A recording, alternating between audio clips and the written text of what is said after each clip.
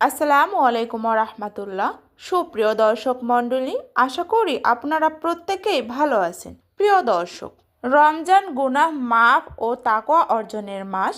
এই মাসে অল্প আমলেও আল্লাহ তাআলা অফুরন্ত সওয়াব দান করেন।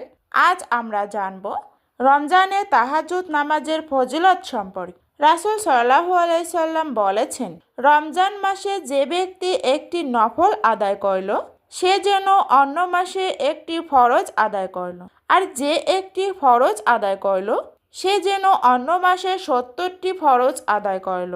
হযরত আবু হুরায়রা রাদিয়াল্লাহু থেকে বর্ণিত, রাসূল সাল্লাল্লাহু আলাইহি সাল্লাম বলেছেন, কিয়ামতের দিন বান্দার সর্বপ্রথম যে আমলের হিসাব নেওয়া হবে তা হলো নামাজ।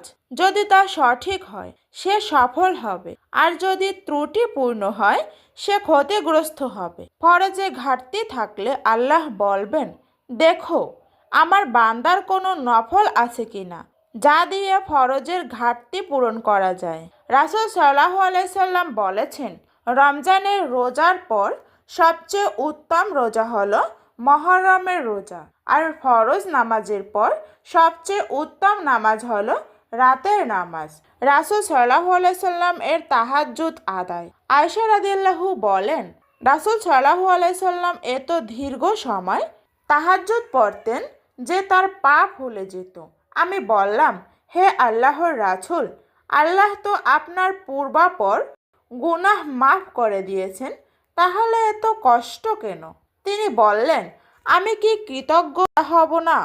রমজানের শেষ দশকের বিশেষ আমল। রমজানের শেষ দশকে রাসূল সাল্লাল্লাহু আলাইহি সাল্লাম রাত জেগে ইবাদত করতেন, পরিবারকে জাগাতেন এবং ইত্তেকাফ করতেন। রমজানে তাহাজ্জুদের বিশেষ ফজিলত। রাসূল সাল্লাল্লাহু আলাইহি সাল্লাম বলেছেন, যে ব্যক্তি ঈমান ও নিষ্ঠার সঙ্গে রমজানের রাতের নামাজ আদায় করবে, তার পূর্ববর্তী গুনাহ ক্ষমা করে দেয়া হবে। আসুন এ রমজানে তাহাজ্জুদের মাধ্যমে আল্লাহর নৈকট্য অর্জন করি। হয়তো এই একটি রাতই আমাদের গুনাহ মাফের কারণ হয়ে যাবে। আল্লাহ আমাদের সবাইকে আমল করার তৌফিক দান করুন। আমিন।